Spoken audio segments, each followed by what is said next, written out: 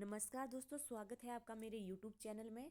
तो आज मैं आपके लिए संधि के महत्वपूर्ण MCQ लेके आई हूँ। आज प्रैक्टिस सेट 1 होगा। ये ऐसे ही करके हम जो है 5-6 सेट जो है संधि से रिलेटेड लाएंगे। तो आप सारे MCQ देखें, सभी जो है परीक्षा की दृष्टि से बहुत ही महत्वपूर्ण MCQ हैं।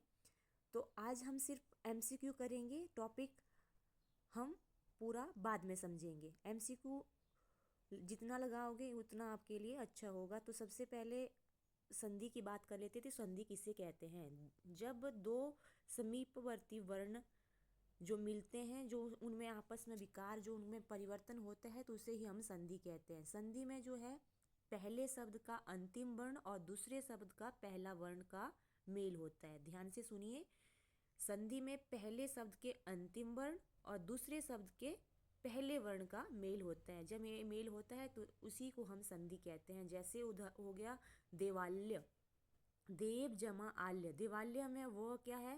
पहले शब्द का अंतिम वर्ण वो और दूसरे शब्द का पहला वर्ण आल्य। आल्य क्या हो गया? पहला वर्ण हो गया दूसरे वर्ण का। तो देवाल्य क्या हो गया? देव जमा आल्य। यह हो गया संधि विच्छेद।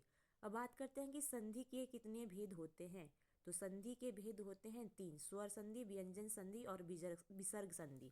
सबसे पहला प्रश्न है, दो वर्णों के मेल से होने वाले विकार को कहते हैं संधि।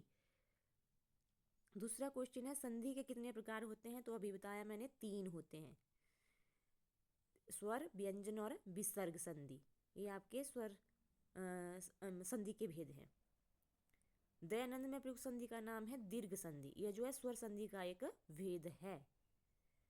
अगला क्वेश्चन है, निरर्थक का सही संधि विषेदता निर जमा अर्थ के, जो विसर्ग संधि का उदाहरण है। तीसरा है, सदैव में प्रयुक्त संधि का नाम है स्वर संधि। सदैव में है स्वर संधि। अगला प्रश्न है, निराशा का सही संधि विच्छेद है निर जमा आशा, यह जो विसर्ग संधि का उदाहरण है। आशीर्वाद का सही संधि विच्छेद आशी जमा वाद, यह विसर्ग संधि का उदाहरण है। आशीर्वाद बहुत बार पूछा है। अन्वय का सही संधि विच्छेद अनु जमा अय, अन्वय। महोषण का संधि विच्छेद है महा जमा उष्ण। निश्चल का सही संधि विच्छेद है निह जमा चल, जो विसर्ग संधि का उदाहरण है। निश जमा चल, निह जमा चल। स्वागत में प्रयुक्त संधि का नाम है यण संधि। जहां भी आपको आधा अक्षर दिखे, जैसे स जो है आधा है, तो वो यण संधि का ही उदाहरण होगा। ये ट्रिक है। दिगंबर में प्रयुक्त संधि है व्यंजन संधि। दिक जमा अंबर, व्यंजन संधि का उदाहरण है ये। निम्न शब्दों में किस में स्वर संधि है? रजनीश। तो रजनीश क्या है? स्वर संधि का उदाहरण है। तेजोमय का संधि विच्छेद हो गया तेजो जमामय, जहां भी विसर्ग नहीं है। व्यर्थ में किन वर्णों की संधि हुई है? तो व्यर्थ में हो गया ई प्लस अ, व्यर्थ।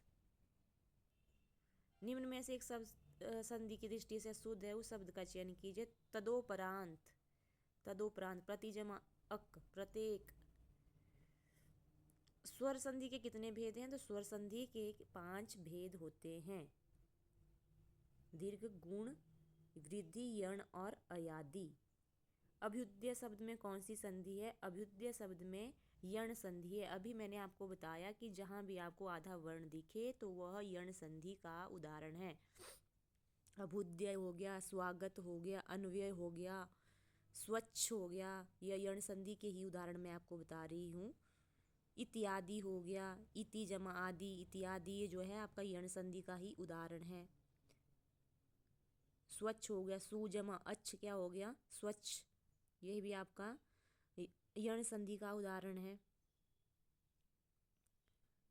इनके नियम हम जो है बाद में पढ़ेंगे, क्योंकि नियमों के बिना आप संधि नहीं समझ सकते। तो आज के लिए बस इतने ही MCQ हैं। अगली वीडियो में मिलते हैं।